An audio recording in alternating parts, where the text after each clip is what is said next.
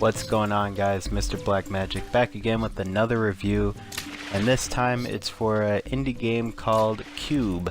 I'm not sure if that's the correct pronunciation due to the spelling, but damn it, I'm calling it Kyub. Might be Kyub, might be yep, I don't know, but I'm calling it Kyub because that is the character slash player you are. You're a little cube, and it's a puzzle game made by a Japanese developer called Ninja Egg Indie Studio. Comes out this week on Xbox One. So right off the bat, the game looks visually appealing. I really like the style, the art style of the game. There's 4 different worlds, and each world has about 15 to 20 or so levels. And each world is based on a season. So you start off in summer, and then it's spring, fall, and winter. So those are the 4 seasons, those are the 4 different worlds. And they get progressively harder as you go. So the way the game plays is you're just a little cube and you're kind of rolling through the world, solving these different puzzles. A lot of them are just kind of traversal puzzles, but then it starts getting a little more complicated where you can pick up a box and you have to move and place a box on a button, or there's certain levels where there'll be a tile with a button on it, so it'll say like A, and you can press A and your cube will kind of attach to that A spot, but then you'll fall off after a few seconds.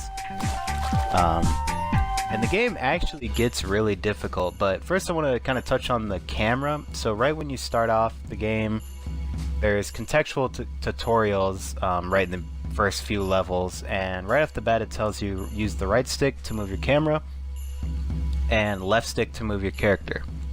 Now, my first few hours with the game, I felt extremely frustrated with the camera and combined with the player movement, because it's an isometric camera, if you want to call it that, where it's at an angle compared to your player. So instead of just being right behind your character or to the northeast, south, or west, it's at an angle. So it's northeast, northwest, southeast, southwest, which I found really frustrating trying to just progress through the levels.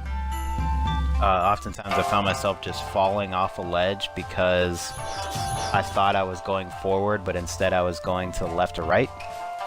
But I actually did get around that by switching to the D-pad. You can use the D-pad to move your character, and I found that much easier. I don't know why. Maybe it's just the left stick, you kind of... you think you're hitting up or down, or you kind of do it at an angle and it just chooses one, whatever, whereas in the D-pad, it's if you're pressing up, you're pressing up. It seems like it wouldn't make a difference, but it made a huge difference for me and allowed me to play through it as much as I did, because if it wasn't for that, I probably honestly would have just given up, because it was just ridiculous how many times I was just falling off a ledge, like, okay, I need to go straight, and I went left and just fell off the map, and now I have to restart my checkpoint. So I highly recommend, if you play this game, use the D-pad right off the bat. Do not use the left stick. So the game, when you get into a world, you start in these little world hubs. Once you pick one of the worlds, one of the seasons, you have these doors that you need to access to get into each level, and you unlock more doors depending on how many stars you have. And so each level has at least 1 star. It could be up to 3 or 4 or 5 depending on the level. Some levels get really long, but some levels are pretty short and there might be only 1 star. And at the beginning, the stars will kind of be in obvious areas, but they do start to become very hidden and very off the beaten path. I thought they got a little bit too difficult for their own good towards the end of World 1 and in World 2, because you have to get them, you really have to kind of put yourself out there, and if you die, you'll start way back at this old checkpoint, whereas if you just skip the star, you could just get right to the next checkpoint. Like, the star will be right near the next checkpoint, but if you want it, you gotta get it first before you get that next checkpoint. But then you also risk dying and then starting way back at the last checkpoint and trying to get to it all over again. And some of the puzzles, in the later levels of World 1 and especially in World 2, they get really difficult in terms of trying to figure out how to move yourself with a box and position yourself in the perfect spot.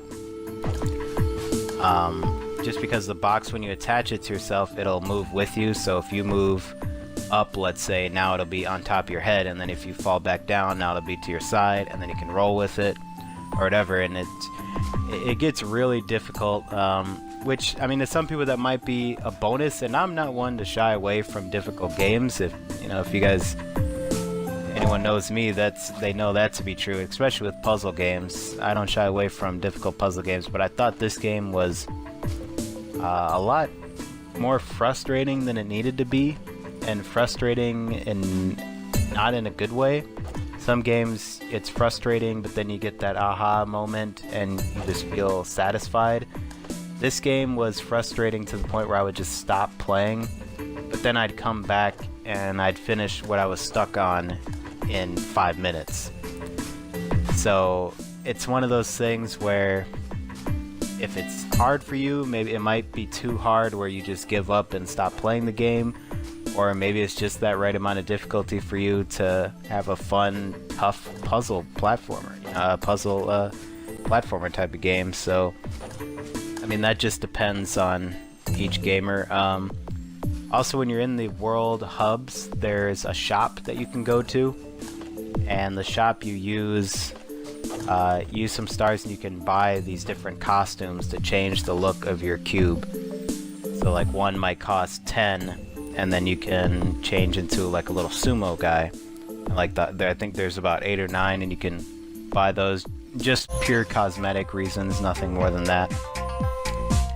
But so aside from that, my biggest complaint was the camera angle, and although I got over the movement issue, I still didn't like how reliant the game is on the camera. There's a lot of parts where you have to rotate constantly to see where you're going. Like, you can't just go through the level with your camera positioned in a certain way.